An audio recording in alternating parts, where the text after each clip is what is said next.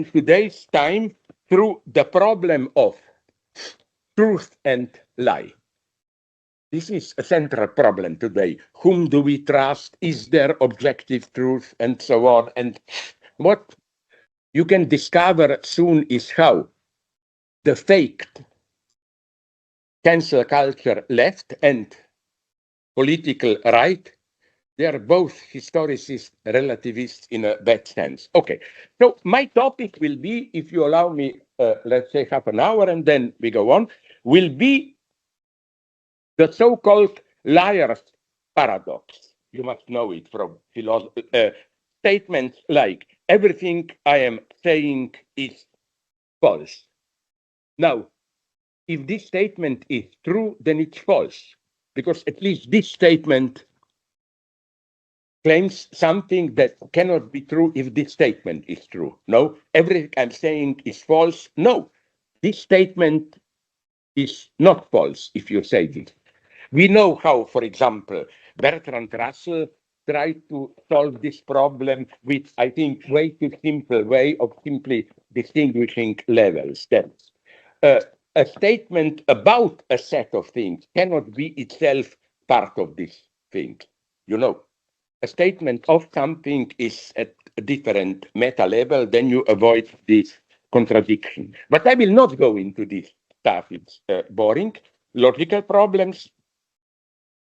I think that, and this is very useful today politically, we should turn here to Lacan, Jacques Lacan, who offers a couple of times in his text, here and there, a unique, easy, and clear solution by way of distinguishing between the enunciated content of what you are saying, simply the content, what you are saying, and the subjective stance implied by this enunciation. Like you are saying something, but the way you are saying it can, and as a rule does, imply another stance which contradicts the content. The moment we introduce this distinction, we immediately see that a statement like, everything I say is false, can itself be true or false. If you are, these are naive terms, but here we should not be afraid and use them. If you say, if you are honestly in despair, if you discover all my life I was awake a shit. So if you say everything I'm saying is false, it can be an authentic statement of despair. My God, I screwed up my life. But it can also be the opposite. Things are very refined here. If you say, I know I am a piece of shit, it can also be the highest lie at the level of enunciation. Why? Because if you say, I know I'm a piece of shit, you imply that by saying this, there is nonetheless an honest part in you. Like, you know, I say this so you see, I know who I am, so I'm not totally a piece of shit. I'm at least honest about myself.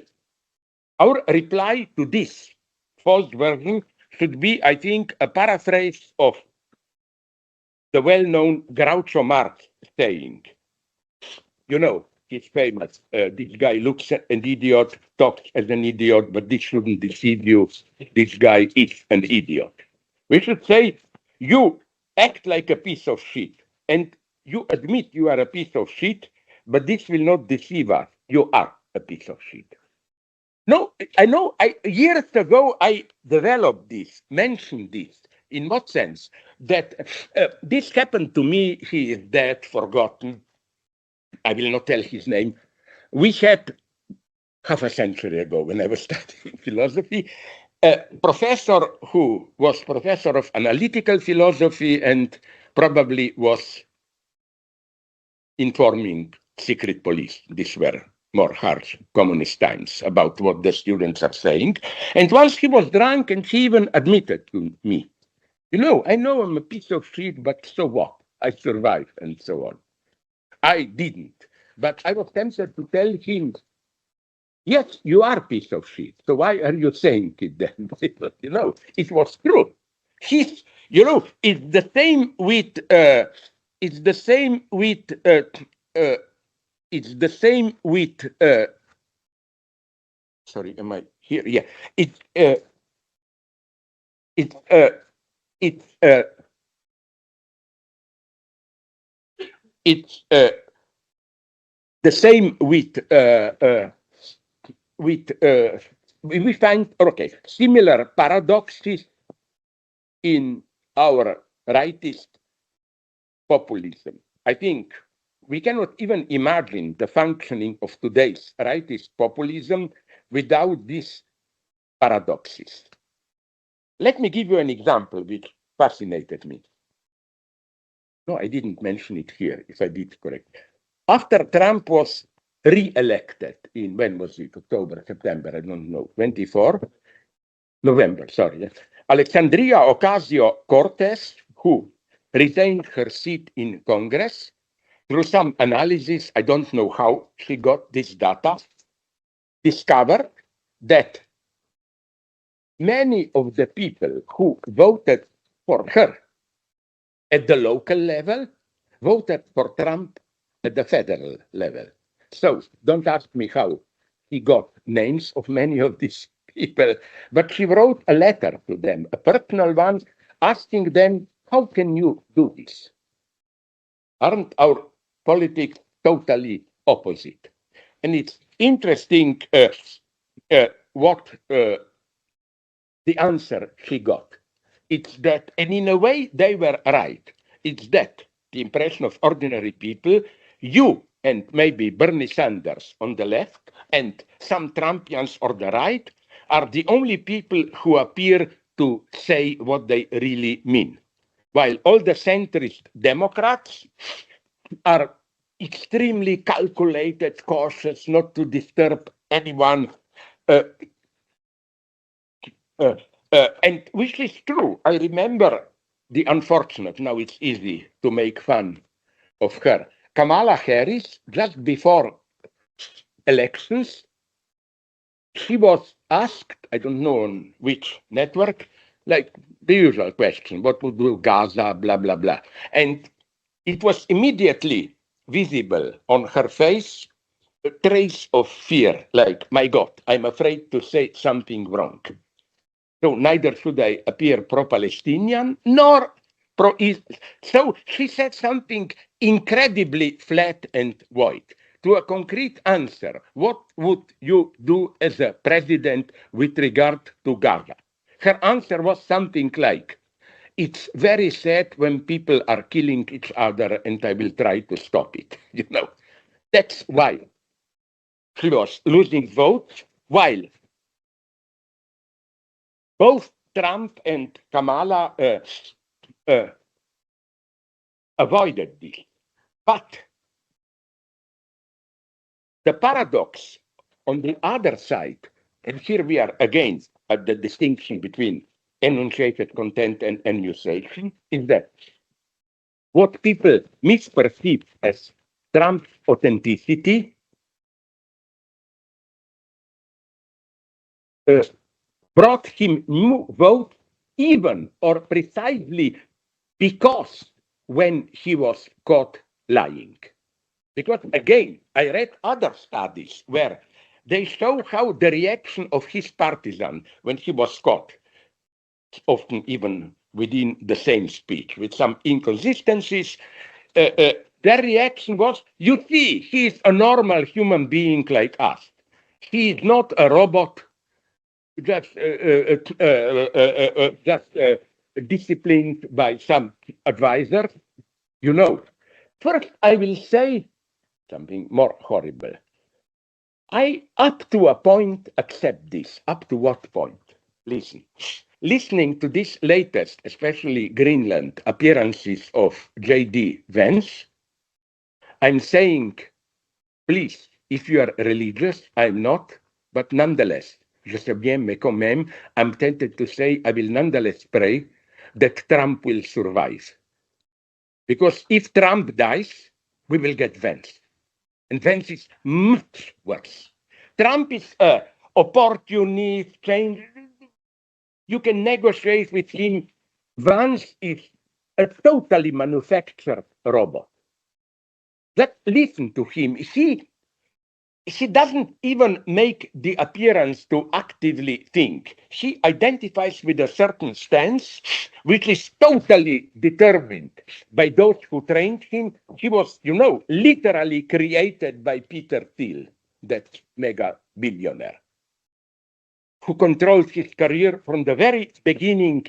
He is a much worse horror, I think, than Trump. But what I'm saying is that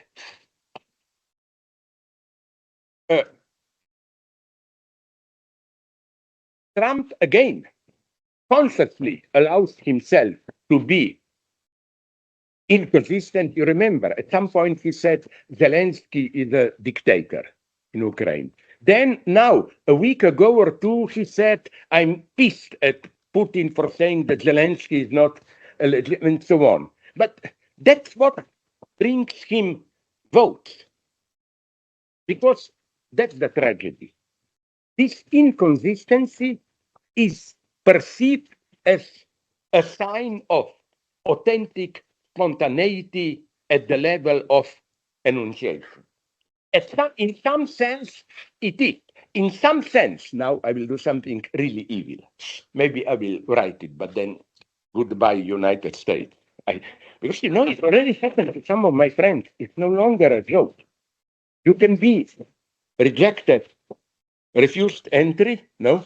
Because Hannah Arendt, I forgot which text of her, I think it's a text from the late 30s, has a pretty good analysis of the difference between, do you know a little bit about early years of Nazism? The difference between SA and SS. SA were these violent, brutal street fighters. The brutal, popular side of Nazism. They were beating Jews illegally, breaking windows, violent, obscene, dirty.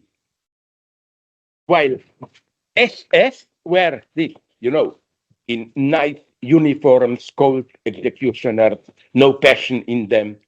And I think that maybe if Vance takes over, it will be like a passage from SA to SS, no? Described by. So I'm much more afraid of this, because as Hannah Arendt says, there is almost something human in their obscenity itself of SA. Because this dirty opportunism, empirical evil is human. While again, SS were much more inhuman monsters.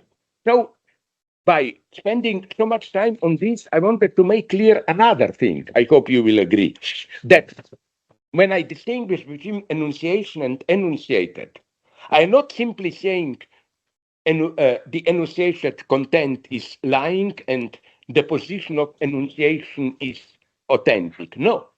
The most refined lying is lying at the level of enunciation. What you say can be true, but the way you say, the context into which you put it, and so on, makes it a lie. What do I mean by this? I will here return to my old idea, which is very close to me for personal reasons. I know I developed this here a couple of times, between two complementary forms of lying, which I think follow nicely the distinction between hysteria and obsessional compulsive neurosis. A hysteric tells the truth in the guise of a lie. What it says can be literally not true, but the lie expresses in a false form an authentic complaint. For example, I found an example, you find numerous examples from French Revolution and in October Revolution. revolutionaries themselves believed in rumors or were spreading them, which were, as it is now undoubtedly proven, not true. But these lies nonetheless mobilized them for the right cause.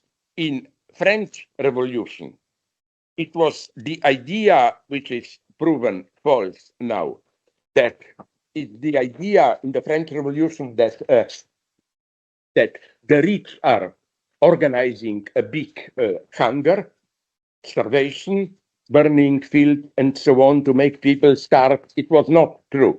Or in October Revolution, it was similar. So you can have a lie, but a lying which nonetheless sustains an authentic complaint. Then you have uh, so you have truth, lie in the guise of truth in the lie in the guise of a lie, but you can have also the opposite. What you are saying is all literally true, but the way it is formulated, it serves a lie. Let me give you, for example, now this will shock you, but I think to really fight racism, we have to take this into account. When you hear about something on M, I forgot, in Brussels, which is a suburb, Moles, which is occupied by Muslims and so on, I know. I have friends who were there. It is to large extent true. To some extent, I will not say large extent. So don't simply say, oh, this is Murdoch or whoever, it's now the symbol, right-wing press. But it serves a racist purpose. It gives you a false perspective on it.